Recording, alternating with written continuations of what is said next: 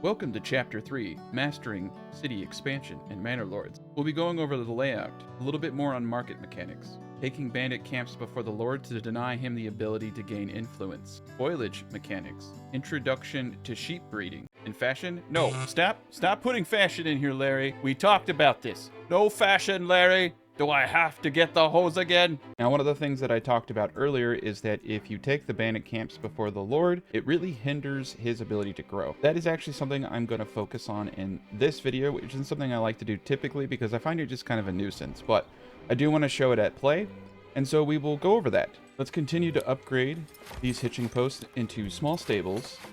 We're doing a great job. You can see we're clear cutting the woods here. I'm actually going to turn on this logging camp and cycle this gentleman out. We're also going to now get up our foresters. Like I said, I usually use a rotation of logging camps, and when one area gets kind of beat up like this, I cycle out. So we have one individual over here. He's going to take this area.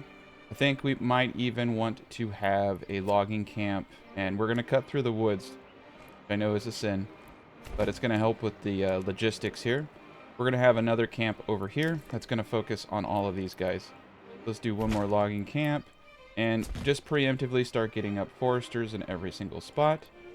It's also good to have multiple logging camps for storage. I think this is actually kind of a good middle ground for storage. So we're going to do one more logging camp. Remember, logs can only be stored in a logging camp. So one of the mistakes I think people make early game is not having enough storage for the downtime, because there's a bit of downtime, and then you get into the growth stage where you need an enormous amount of logs to continue expanding. So we currently have 7 available living spaces, which is fantastic. We're going to ramp up the large granary here. I want to get that up.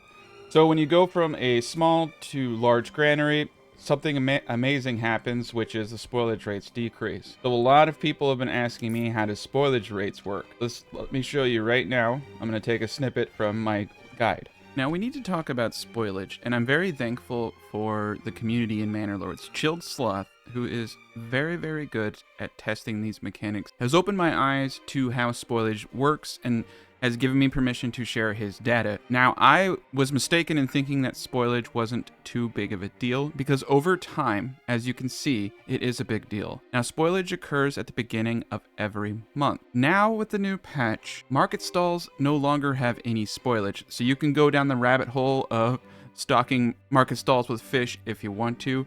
But essentially, when you go from looking at it on a per month basis and you look at the compounded yearly spoilage rate, you lose quite a lot. So you will, if you had 100 apples at the beginning of a year in a large granary, 39% of those will spoil. So when you're producing these quantities, you want to trade and sell them as fast as possible. As you can see here, fish, 58% of it will spoil if you have that from the beginning of the year to the end of the year. The per month basis and rates still apply. Sausage is 11%, meat 46%, veggies 39%, berries 39%, eggs 39%, honey 0%, apples 39%, grain 22%, rye 39%, wheat 22%, flour 22%, bread 46%, barley 22%, malt 22%, ale 22%. So I practice something called overkill. A lot of the things that I'm telling you to do are to make your life easier so that you don't have to think about some of these things happening in the background. Okay, and once I get this storehouse up and we get clothing into the marketplace, we're going to be able to go all tier 2. Now, typically I like to get my farming plots up to tier 2 first because I want to get that pantry size increase.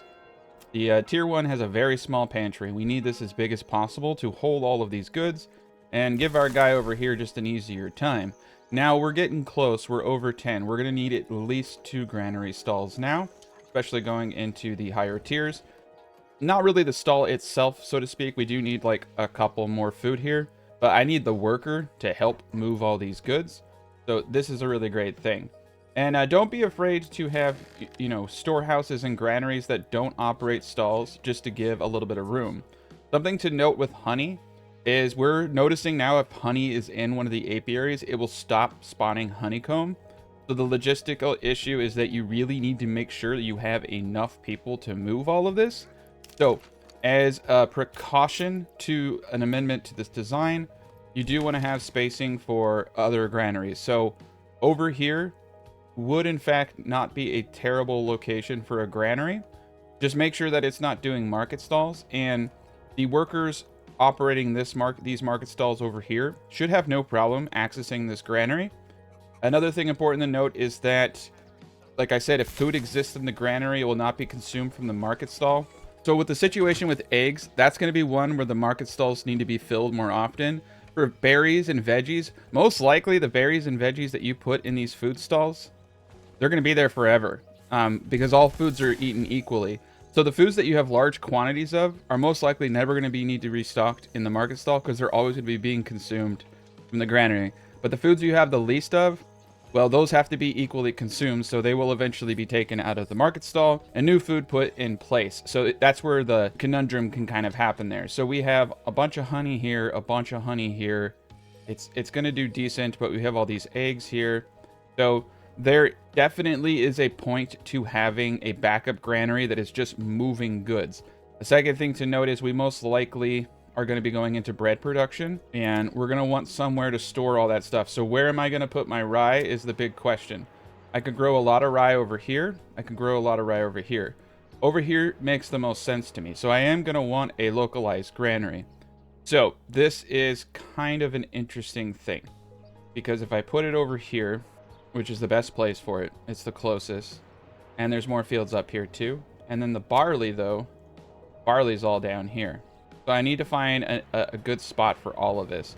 I actually think that a granary down here next to the berries on this side would make a lot of sense, especially with farms over here and farms over here. I'm trying to find a healthy medium. I could just have their own individual granaries, but I don't want to have too many separated marketplaces, or I'll have to have a slight inefficiency in extra market stalls.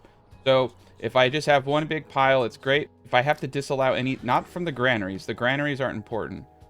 What's important is what I allow in the marketplace. The granaries do need to be close enough to access the marketplace. I've had issues where if I have a granary over here, it can't put a market stall all the way over there. There are some things where you need to keep things close, but the game will tell you if it's not going to work.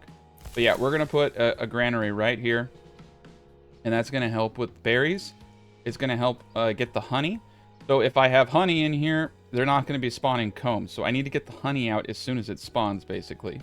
So you are going to want, at this stage, potentially just a granary worker that's running around helping out. You want to place it in a strategic place that can be used for future resources so that you don't have to have too much of this going on. And you want it to be close enough that it can run things to the food stall. Like I said, you're not going to have to run things to the food stall often, unless it's a food item that you don't have a lot of, and it's fully depleted in the granary. We got our new storehouse up. We're going to put, we have 13, so we're going to need two market stalls. That's going to help us get to tier 2. All right, so we're there. So now we're going to start upgrading to tier 2. This is going to give us additional regional wealth per family. It's a pretty big step, and this is what I was saying. You have a bit of a lull. We want to get these burgish plots here to tier 2. We can start making bows. Then you have a massive increase in wood costs once you try to go into tier 2, and then tier 3 is even higher costs. You know what I mean? I love getting to tier 2. It's when you start getting that passive money, and it really does help out in the early stages of the game to get that up as soon as possible. So right now we're being limited by boards. So at this point, we do actually want to come to the advanced tab and have our boards go up to 100. Okay, the ruler was just sighted. Oh, there's a bandit camp right there that he's going for. All right, so here's the deal. I kind of dropped the ball, but it's okay. We need to get the final blow on this camp. I'm having to run, which is something I don't like to do. But we need to kill these bandits if we're going to get the influence. All right, we're just going to charge head in like a bunch of psychos. And we're going to try to take the first aggro to get the kill. All right, so he's helping me out. We killed everybody. It looks like I did get the influence from that. And now we're going to go take the camp. And I'm actually going to put this camp into my treasury so that I can get more retinue. And we're going to go for the manor here. Perfect. All right, so now we have more money. Let's take a quick scan and make sure that there are no other bandit camps. That was actually really, really nice. I thought that I had screwed up there. And so we got everything, and we didn't lose a single person. And he helped us do it too. That's like adding insult to injury right there. He basically did that all for us. Nice. So we have 17 total families right now. We're doing beautiful. We have veggies, we have berries, we got a little bit of eggs trickling in, like I said. So we have our 2 food types. We need to get to 3 food types to keep everybody happy.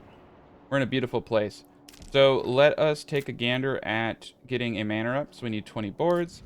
So I think that the manor location can really go anywhere. We have this nice little area of like a lull right here. We do want to make sure that we're not building on any of the good areas. I don't really think that we're going to be building anything crazy over here. Barley.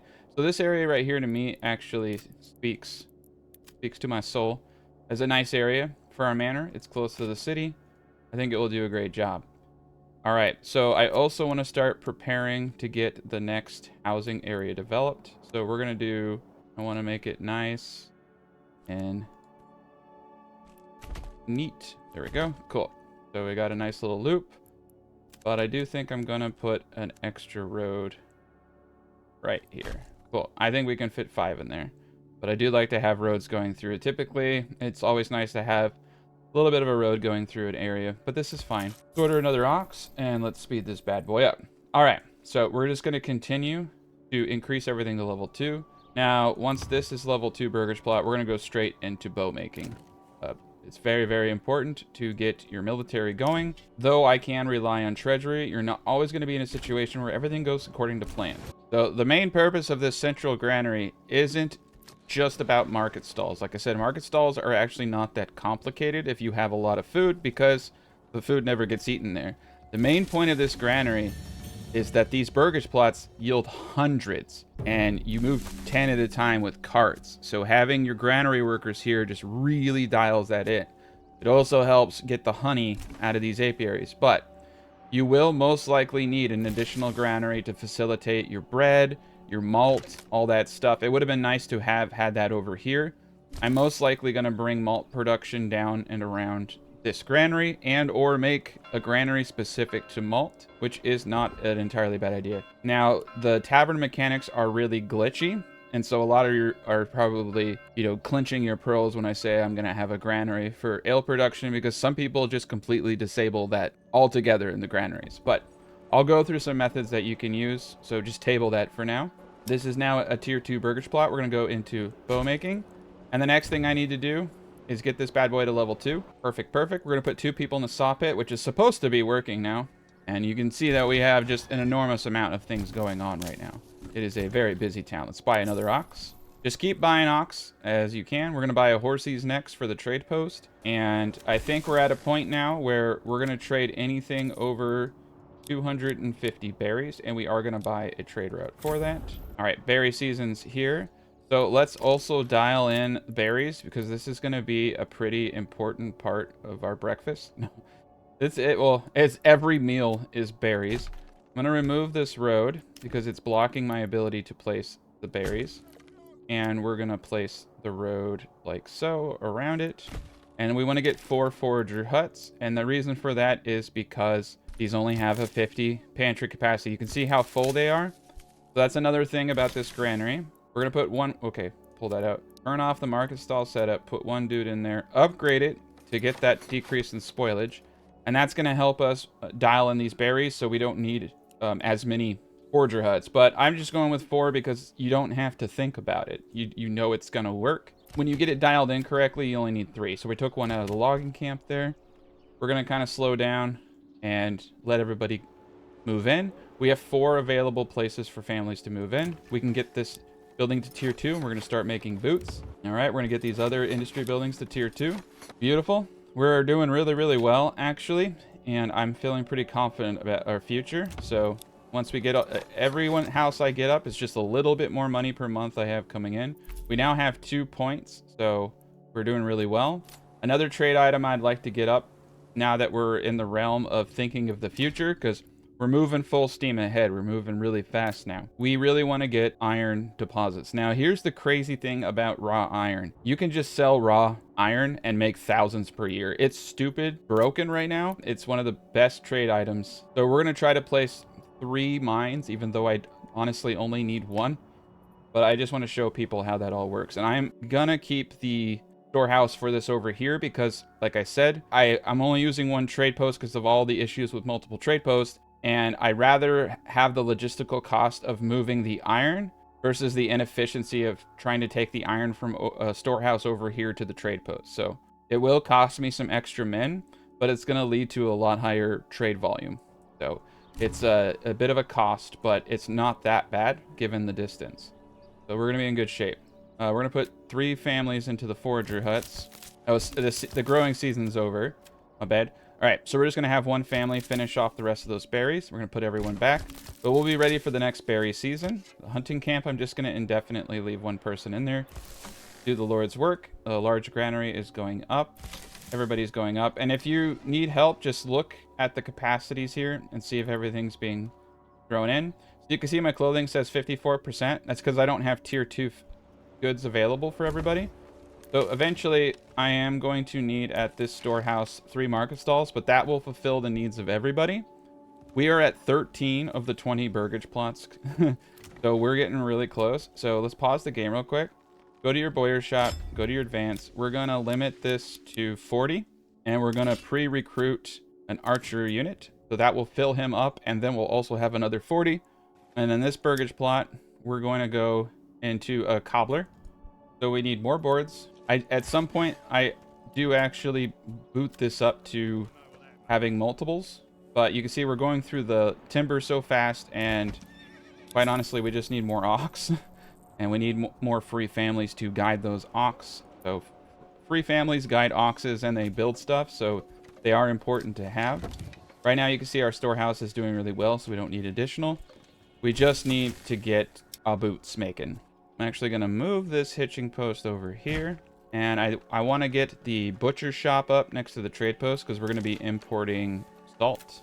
We're going to use this for the butcher. So the alcohol production, the boozer, I want the brewery to be next to where I'm storing all of the barley and everything. So we're going to do that guy over here. And you can make it look as funny or wonky as you want. I think this looks great. We're just going to do V. This is going to be the brewer. So try to keep things organized as best as possible. We're in good shape. Now, it turned on the granary market stall, so just take it off again. You can tell it to store anything that it wants. Like I said, I don't have a problem with that. Market stalls aren't the logistical hurdle that they used to be. The granary is the biggest, getting all of the goods into the granary is the biggest logistic hurdle. As long as your granary, honestly, is within walking distance for them to move a cart up, you're pretty good shape.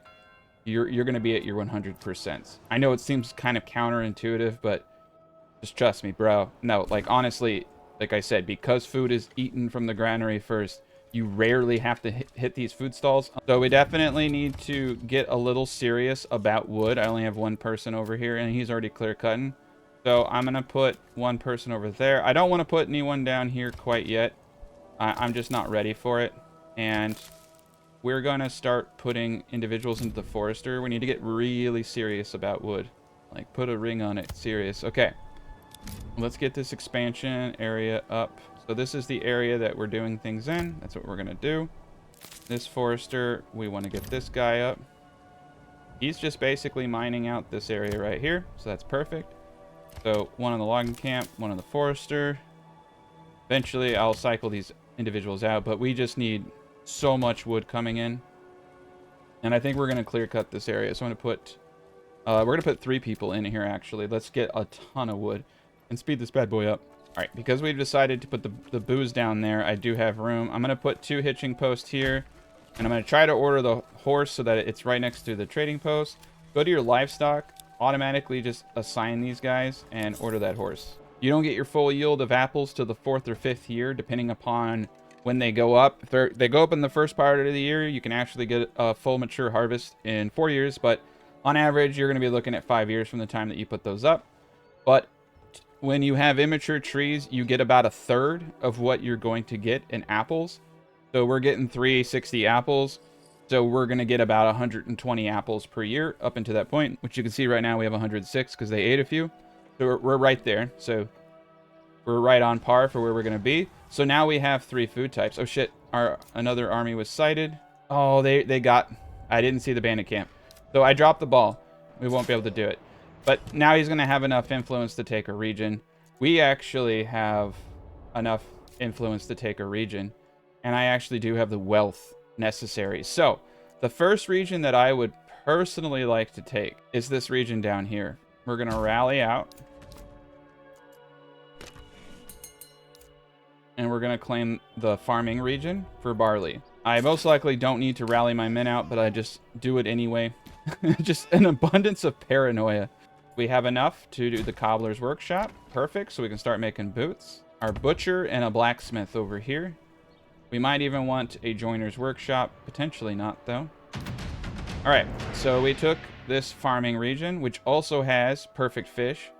So I can show you how to do perfect fish and all the fish mechanics over here. It's a nice little spot, and it's pretty decently close. So let's take a gander. Look at that, all that emmer. Barley, tons of good barley over here. Perfect. So we want our granary and the pickup location as close as possible. So I'm most likely going to build my town right around here. Firewood right there, a lumber camp right there. The fish are all the way over there, so we're going to make a little fishing village with a granary. And this is going to be a little weird. So let's continue to level up to tier 2. Once we get enough boards, we have 20 planks. Okay, we're going to get our manor up now. So let's do the manor over here. Kind of want to line it up with that road. Perfect. So we're going to connect the road here to here. Perfection. That will give us a nice little area. And the traders won't get their heads stuck going through the manor because they'll just take the routes around it. There is an issue when you use, a castle as the main point of entry into your kingdom, that the gatehouse top is a little low, and sometimes the traders get their heads stuck on it, and it's kind of annoying. So I've just been putting routes around my manor. The main thing is that it's the point of entry to the kingdom, so I think it's going to do a good job. This is kind of cool. Everything's really connected right now, and I like it. So we're doing great. All right, it's showing the stats for that place down there. Okay, we're in great shape. We have 10 months of fuel, 19 months of food, and we're selling a lot of our firewood, so that's why all that's going crazy. We have 2 free families. We have no more available living spaces, okay? So until we hit tier 3, we're kind of screwed. So I have 6 more houses that can go up. I think we're actually going to go for a 6th house, and I think I'm going to put it over here next to this gent. We might at some point want to have another type of industry. So we're going to do 2 double burgage plots here. Make sure they're double. Perfect. And we're going to do 3 here, and that's going to put us right where we want to be. This guy over here, though, is not good. Okay, so that is a problem. So let's try starting the housing plot right here to give just a tad bit more room. And that should work. There we go. That is a double burger. Yep, 3 double burgers plots. Perfect. So our cobbler is going full speed. You do want to put a limit. So we're only going to need 20. And that's because we only need to fulfill the demand of 20 tier 2 to the burgage plots if we stay under 20 burgage plots. So I like to just give a little bit of a wiggle room though and do double that just so we have more. So I'm going to do 40 on him and call it a day, but you only really need 20. Now we need to upgrade the church. We need to do lots of stuff. So let's go into the industry section. So let's do a clay furnace we're going to need. But first we need to start getting all of that lovely clay. So my clay is thankfully right here. So we'll get one up there. And we're going to attempt to do 3 on this mine. No deposits in range. So you're going to pause the game and go as slow as possible. But you can get 3 if you inch them like this. See? So I have 3 mining pits. I really only need 1, but people have asked me so many times why I don't do it that I'm just going to do it so they don't ask me that. But realistically, you probably won't even use all of them. And then we're going to connect it to the main road. Like so. And we can connect this road like so too. There we go. Just creates nice little pathways. Perfect. We're in business. And we could do a road from up here. I don't think it's necessary. I'm going to make them walk through the woods. And we're just, we're tearing down the forest. So we have a backup forest down here. Not too concerned. I actually really like this area because I think we're gonna slap our sheep somewhere close to here. This would be the good spot for the butcher. I mean, the meat in the granary can be stored right there. All right, So we're going to need a sheep farm. And we're going to need a pasture of a 30 in size. And well, 30 in size, and then at least 2 to 4 for the lambs that we'll slaughter. So honestly, I would make it just as an abundance of caution, like 40. There we go. That's 42. I'm just going to give you sheep math. Here's the deal. So both sheep and lambs give 2 meat when they're slaughtered by a butcher. Now, you can only yield 2 lambs every 11 days. On the 10th day, the lamb is born, and then on the 11th day, the calculation starts again. But you only need 30 sheep in order to yield those 2 lambs every 11 days. So the perfect amount of sheep to yield lambs is just 30. You don't need, it used to be 400 in the previous patch. In this patch, they revitalized it. I have spoken to some of the bigger alpha testers on this, and they're the ones who told me about this change in the new patch. But in this new patch, sheep are actually very, very amazing. What you get essentially is that 33 times a year, you'll have 2 lambs. So 66 lambs per year at 2 meat, which is 132 meat. Now, if you have trapping and advanced skinning, as you can see, it doubles the amount of meat by hunters, butchers, and the animal pen. The key word here is butchers, because we're using a butchers on these lambs. So if you have those perks, it goes to 264 meat per year. Now you couple that with salt, and you have over 500 sausages a year for just 1 dude in the sheep farm and 1 family in the butcher. So that is crazy, because we can import salt.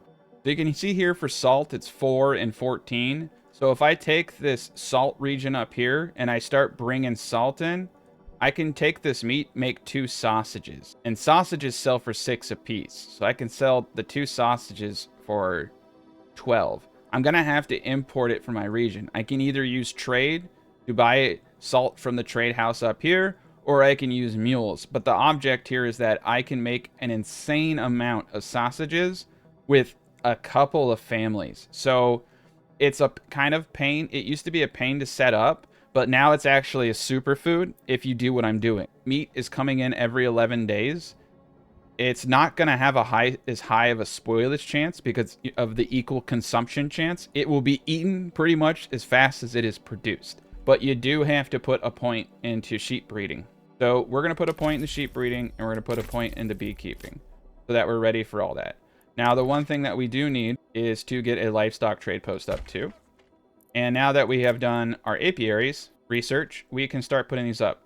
So what you want to do at this point is turn off snap to road, and you want to dial these in as much as possible. You need to put these as close, like there is just enough room to fit 4 in here. All right, so it says not enough goods, but you can see we had just enough to fit 4. So we're going to get all of our apiaries up. We're going to get everything running. We got this gen over here. Now, I could have put them over there, but to be honest, it's going to go straight from here into the butcher.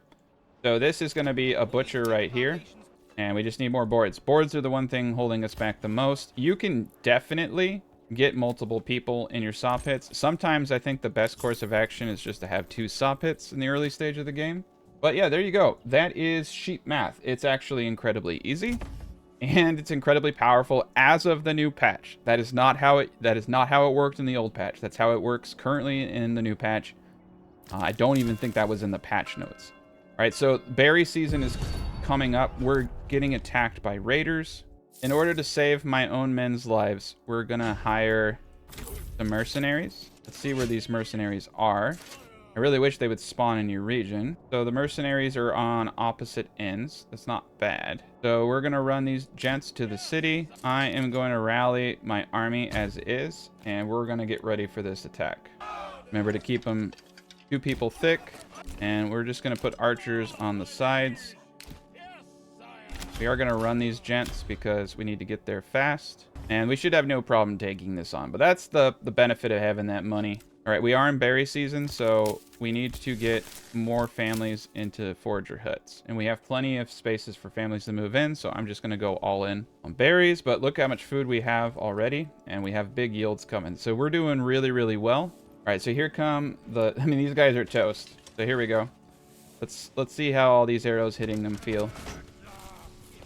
You can see they're all just center of mass. It's going to start ripping them up. They're not really well spread out, and it hurts really bad. With crossbows, it's devastating. We're definitely going to be going into crossbows. We may even trade crossbows because we have so much iron. All right, now they're starting to drop. They've hit their damage threshold, so they're going to drop more and more.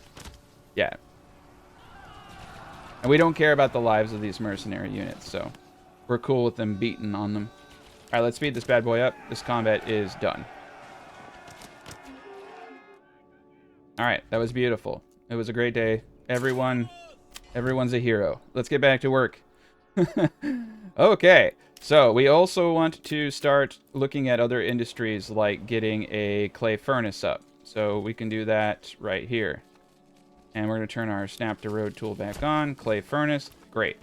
So the malt house I'm going to put over here next to the granary. Perfect. And we could do a smithy if we feel like it. We're going to need a bloomery. This is actually kind of where I want it. I'm going to place the bloomery right here. Shit, bandit camp sighted. So let's take that bandit camp. Oh, it's right next to us too.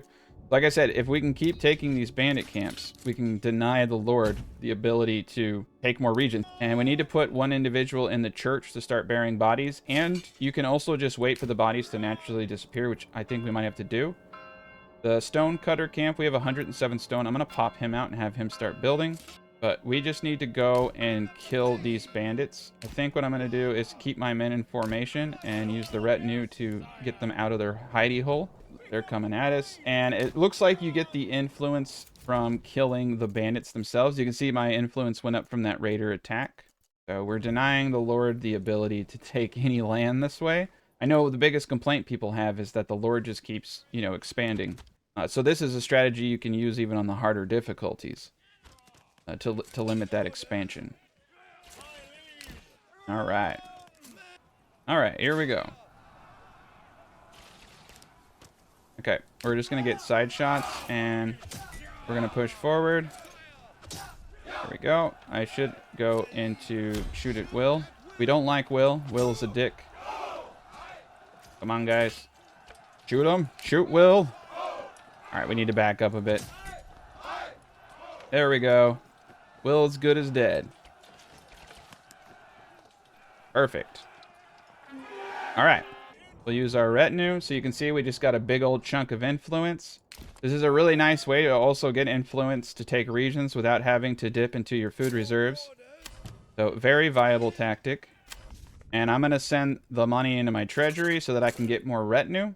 And as a final touch, we are going to open the castle planner and get our garrison tower, and we're going to start maxing out retinue as soon as feasibly possible. Well, we've made enormous progress. We have all of our burgages, and we're in really, really good shape.